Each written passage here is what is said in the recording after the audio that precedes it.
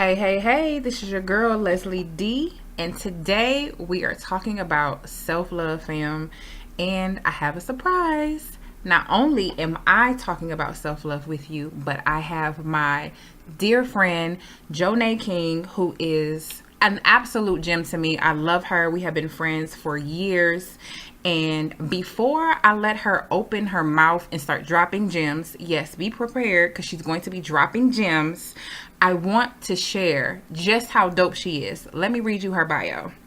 Joanae Naetorious King is a lifestyle strategist and relationship mentor that shares ways to encourage and inspire health in all relationships. Noticing a need for positive depiction of love within the Black community, Joanae has built a platform filled with strategies and encouragement for the Black family. Joanae is also the founder of Black Wives Matter, a movement built around self-care for the Black married woman. Hey, boo. What's going on, Joanae? Welcome to the podcast, babe. Thank you for having me. Hey, how are you, love? I am so good. When I was thinking about the topic of self-love and like the community for women that work, because I know that you put this work in, that effort and excellence towards yourself, I knew that you were going to be the absolute person that I had to let join this podcast about self-love. Like, when I think about you, you have been the epitome of emulating the transformation of what it looks like for a woman to love herself and take it to another level from overwhelm to overflow. And that's exactly where I want to start. Can you share with the audience and with the fam about where you were when you were overwhelmed and what was going on in your life when you did not put work in for yourself? Sure. So, I guess the story would start back when I was about 18. Okay. And I just kind of didn't know exactly what was going on, but who did at 18, right? Girl, right.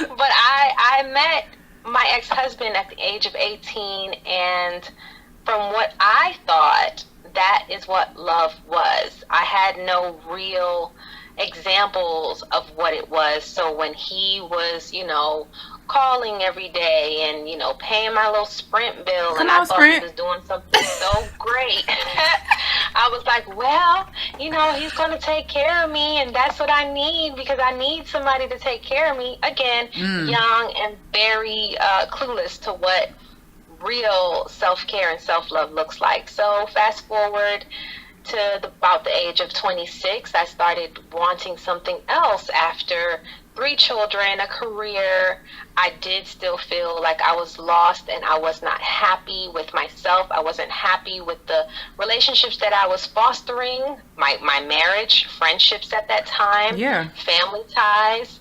So at the age of 26, I decided to leave the toxic marriage with my 3 children in tow.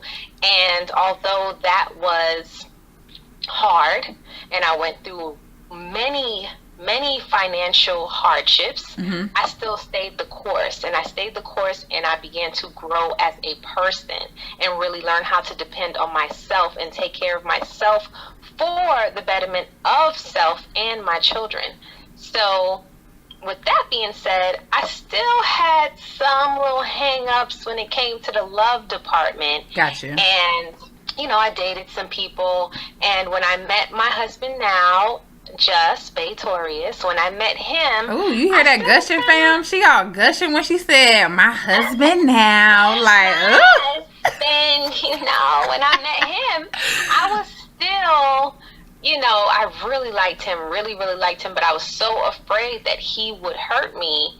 I didn't want to really release anyone else. So I was still, talking on the phone with other people. And even though we were together, I still was kind of entertaining other people. So would you say that was like the pivotal moment, is like you really feeling this guy, you have stop dealing with somebody who you like, that's not what love is, and that's not how I want to like live my life, because it's not loving to myself.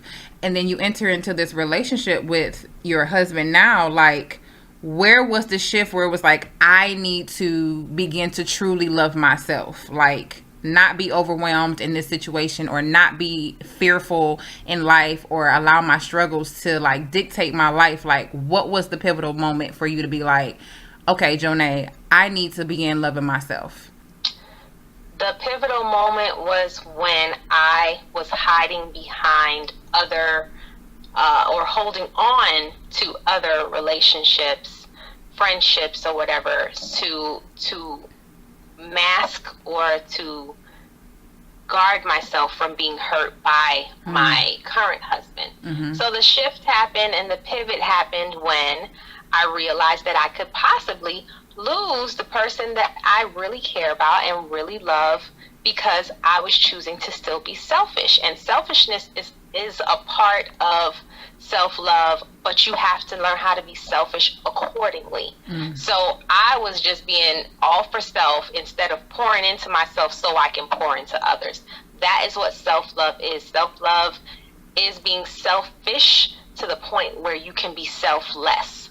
So that was the pivotal moment for me. I felt like he was a wonderful compliment to my life, and I was willing to lose him because I wasn't willing to trust our journey at that time. And that's when it pivoted, and that's when I took the chance, and that was 6 years ago.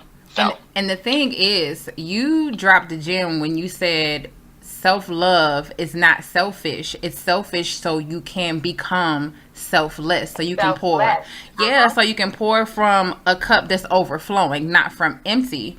And what I like to share with my clients is that self-love is also self-discovery. It's when you really begin to learn about yourself. What did you learn when you had to decide to pivot about Joanae?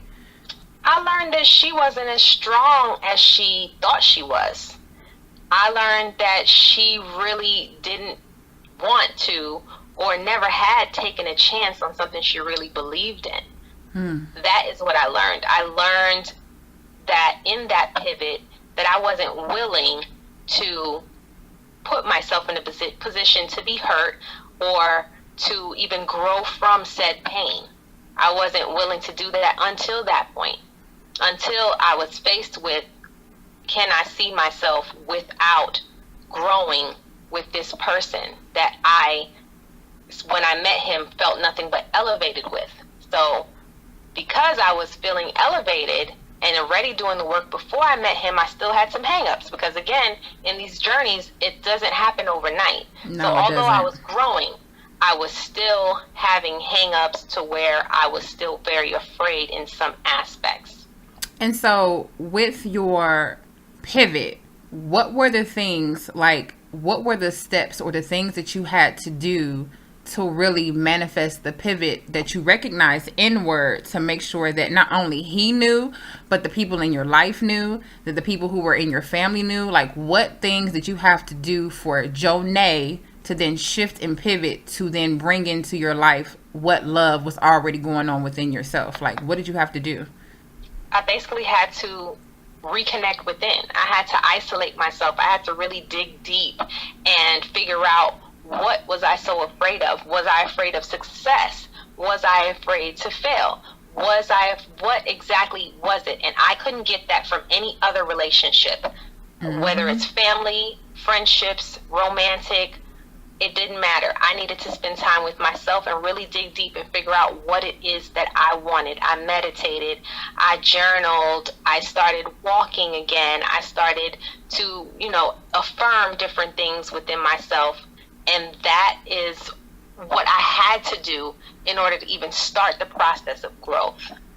I think that's excellent. And I want people to understand, like, fam, going through the journey of really seeing yourself and really shifting and pivoting when it comes to self-love, it's not, like she said, an overnight thing.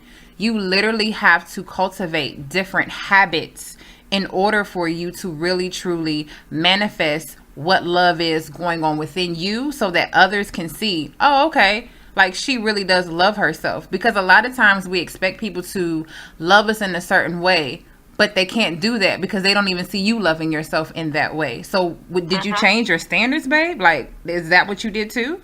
Like with your relationships and your friendships? Definitely changed my standards as far as setting certain Yep. boundaries. Mm-hmm.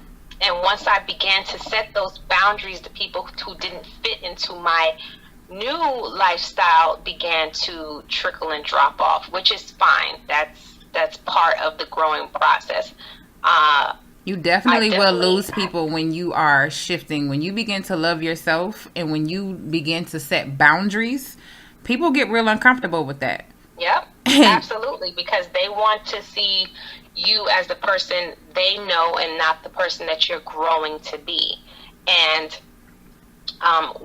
with self care and self love, it's also a process. Like my self care is not going to be the same next year. It's not. I'm going to elevate, and I'm always elevating, and that's why it's important to have people, again, family, platonic or romantic, to elevate with you, because and to know that there is no stopping point to how you take care of yourself, and there is no limit if you want to try new things, or if you want to be isolated for 2 days because you want to go on a retreat. It doesn't matter. People have to grow and accept that in order to really show that they are riding for you in your relationship. Absolutely, because I totally agree with that. Like I said, self love is self discovery, and like if you're continually growing, you're going to discover more things about you that you like and that you don't like, that you want to adjust. And having adjustments and shifting in your relationships is going to happen. And like she said, it's like you have to know that in order for you to grow, the people who are in your innermost circle have to move with you. If not, you will remain the same. You cannot be doing the same things and the same habits that you're doing today and loving yourself and taking care of yourself and think that that's going to elevate you next year. You literally have to continue to grow and do things for yourself that requires you to really walk out self-love. So with that being said, what are some of the things that you do, like practical things that you do that like really truly walks out what self-love looks like for you? Practical things that I do. So, Because you know the girls think that it's getting your hair and your nails done and that's self-love, and it's really not. oh, well, it's self-maintenance, and that's something that people mix up all the time. Getting your hair done, getting your nails Girl. done, going and getting a massage. That's self-maintenance. You know, the physical. What about the internal? Internal is important to me. For those who don't know me, I'm definitely a crystal toter. I have all different kind of crystals that have different healing energies. I make sure that I meditate. I have my crystals. I make sure I pull that energy and I feed into my crystals as well. I also sage or cleanse my house on a regular basis because, you know, being in the world, you go out there and you're absorbing all types of energy. So when I come into my house, which is my peace, I make sure that I'm not bringing any of that Negative energy. into my home. So that to me is a huge part of my self-care, as well as, you know, with the physical. Again, self-maintenance is a part of self-care. I just don't want it to be mistaken as the only thing self-care entails. So with that being said, you know, I take great pride in my skin. I have a whole regimen that I do in the morning and in the night. And while I do my skincare regimen, I also affirm to myself in the mirror, look myself in the eyes, and make sure that I'm affirming everything that I want to manifest in my life on a regular, daily basis. Self-talk. And that to me is self-love. Self-talk is definitely self-love for me. You know, when you first start, it's not easy to look yourself in the eye for every affirmation because you don't really believe it. But seeing is believing, and consistency is key. So those things are something that I cannot trade as far as self-care goes. Awesome. So when it comes to her self-care and self-love, you're saying that she needs to really truly create discipline of really affirming herself, looking at herself in the mirror and allowing her self-talk to manifest what she wants to see and what she wants to become as a woman has put in work towards herself. Is that correct? Oh, yes, that is absolutely correct. You have to be able to look yourself in the mirror and talk to yourself positively and unapologetically. You know, a lot of us in the Black community, we don't have those kind of memories as children, as teenagers, or Yes. even as young adults. So this is all very new to us. So I commend anyone that has taken this route, including myself, including you. I commend Yeah. anyone who has chosen to take the steps and do the work to self-healing and self-love and self-awareness and development. No, that's excellent. And so, as she's saying, like your self talk has to be amazing and you have to be intentional. And you're not always going to feel like it's truth when you're looking at yourself in the mirror, like she said. Like it's going to feel like this is not working. But the more that you speak life over yourself, speaking life, like she said, she affirms herself while she's doing things that are maintaining her skin, her body, her hair. Like she's taking care of the outward, but as she's taking care of the outward, she's affirming her inward. And you have to Absolutely. be mindful to do those things. Like if I'm like, even for myself, I have a night regimen too. And when I'm maintaining, like you guys know, I just lock my hair. And that's a self love journey or a self journey for me of just really becoming aware of who I am with my hair. But I speak life to my hair when I'm massaging my scalp. I'm like, you guys, y'all out here flourishing. You look good. You growing. Like I see y'all. Like I'm affirming my hair, my face, and my skin when I'm in the shower. I'm like, ooh, girl, like look at the skin. You about to be supple. You about to be like super good. Like you have to speak life over yourself, even if you don't feel like it or even if you don't feel it. I just did a story on my Instagram. Like when we don't feel it, it doesn't mean it's not true. Could you agree with that? I totally 150% agree with that. Just because you don't feel it and just because you can't see it doesn't mean it isn't coming. You know, I always tell my clients, just because you don't know, that the sun is going to come out tomorrow, like you haven't seen it yet, but you feel and you know that it's coming.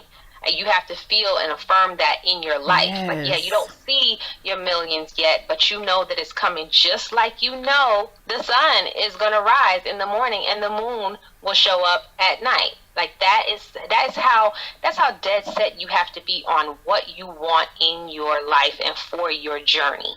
You have to know if you want Love or body, body, all that. Yeah. yes, if you want that body, you better already be looking in the mirror and being grateful. I did a story, speaking of that, I did a story just the other day about being grateful for what you have so more abundance and blessings can come. So if you want more money, you better say, hey, I found $2 in my old pair of jeans the other day. I'm so grateful. And guess what? That 2 turns to 20 and 20 to 200. That is how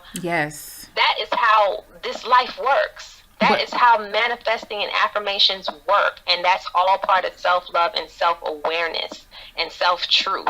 But the more abundant that you become with yourself, that's what it comes down to. The more abundant you become with yourself, the more that you affirm you, the more that you will grow you, your insides. And then when you are dealing with people, when you're dealing with your loved ones, when you're dealing with your money, when you're dealing with bae, when you're dealing with your kids, you're not dealing with them from a deficit. You're not dealing with them as if like they owe you something. It's like whatever they give you is extra because you already know that you are worth more. And so you take care of what you need to take care of for yourself because that is your job. That is our job as women, to love ourselves and then give from an overflow, not empty. And when we continue to affirm ourselves, to take care of ourselves and make that a priority, the abundance that comes with us, the abundance that we attract, the more that we are not allowing ourselves to be attracting or dealing or sitting in dead situations or dead relationships, it's a game changer. It's literally a game changer. So with that being said, as you say, what would you tell a woman who really truly hasn't started to put in work towards herself in the area of self-love or doesn't even understand the value? Like, what would you share with her? I would actually ask her a question. I would ask her, who do you admire? Like, what women do you admire? And after she answers me, because we all admire someone, I would say, what similarities do you have with this woman? Like, what do you see in yourself that you also see in that woman? And if by chance she cannot give me anything, I would say that's what you need to work on. If you can admire someone else and have no attributes that you admire within yourself, that's something that you need to change. So usually we can't just tell somebody, you need to do this and you need to do that and this and that. Because it becomes a laundry list and they become discouraged. Yep. What you do is show them what they want and then ask them, how will you get it? What is it that you admire in this woman? Well, she's funny, she's driven, she's rich, she's outgoing. Okay, which one of those things are you? If you can't give me anything, then that's something that you need to soul search and figure out. So that's what I would do. I call that the comparison test. And not that you're comparing yourself to a woman, but it's allowing yourself to see yourself. You know what I mean? Exactly. Yeah. Allowing yourself to be greatness in somebody else that you already deem as great. So see yourself in greatness. That's dope. That's really, really dope. I have really enjoyed our conversation because, we be talking like forever. But I would, in closing, with just really truly talking about your journey in self-love, define what it means to be a woman that works in 3 words or less. In 3 words or less. Busy being blessed. Oh, come on, busy. Come on, busy being blessed. I mean, we out here working. That goes in all forms. You busy being blessed in your marriage, in your relationship, friendships, careers. Your children are flourishing. Your hair looking good. Your edges is popping. Your skin is clear. We blessed and busy. So that's my 3 words, and that sound like work to me. Girl, that effort and the excellence that you are putting towards yourself will definitely have you busy being blessed. Like, okay. Come on with that busy being blessed. Hashtag. Okay. What is one book that has elevated you as a woman that works? So funny. This is a great question because I am not a self-help book reader. Like when I read, I like to read nonfiction, Coldest Winter Ever. I like to read girl, that was my book. I read that. Yeah. And I'm about to read it again because it's been about 15 years. Oh my gosh. Yes, we're going to read it together. Book club. Yes. But I am going to start a book called You Were Born Not to Suffer by Blake Bauer. Good. And the title speaks for itself. But what I do as far as elevation, I listen to a lot of motivational things on YouTube. I love the station You Are Creators. I love Esther Hicks. They just really pour into me every day. And that's something that I believe consistently hearing positive things, elevates you and motivates you to do positive things. So although I don't read those kind of books on a regular basis, that's how I get full. And what's the book again? The book is called You Were Born Not to Suffer by Blake Bauer. That sounds really interesting and dope. And I just want to thank you for literally giving me time to interview you and let people in on our regular conversations and how we be going back and forth. Right. Because this is literally how we talk, fam. Like, we talk to each other like this and about self-love and discovery in our growth. Because her and I are really close, and that's how we're elevating. Like she said, you have to be connected to people who are growing with you. So it's been an absolute blessing having you. Is there anything else you would like to share with my fam? Yes, I would love to invite you guys to also be a part of my fam. The Black Lives Matter Tribe is Instagram. On Instagram, I am at Black Lives Matter, as well as if you are in Atlanta, I see you. Or will be in Atlanta in December, on December 2nd, myself and my co-host, Lakia Brandenburg, the wife coach, we are having an event called Love Without a Limit, and it is going to be amazing, and we are spilling all the relationship tea on how to ask for what you need without being needy, how to tame your tongue, how to be intentional, and so much more. So the link is bit.ly/LWAL 2018, and that stands for Love Without a Limit 2018. Yes, and that is what I want to share. So I hope to see you guys on the interwebs. And Les, I love you with my life. Thank you so much for having me. Even though we do this on a regular basis, thank you for sharing my voice with your audience. I appreciate you. Oh, I love you too, boo. And family, you already know, because we're talking about self-love, in the Work Vault, we are definitely going to be talking about self-love. So be sure that you join the Work Vault. Go to my site, www.leslieDanielle.com/Work Vaults, and all the links, all the gems that she dropped will be in the summary podcast notes. Talk to you guys soon. Mwah.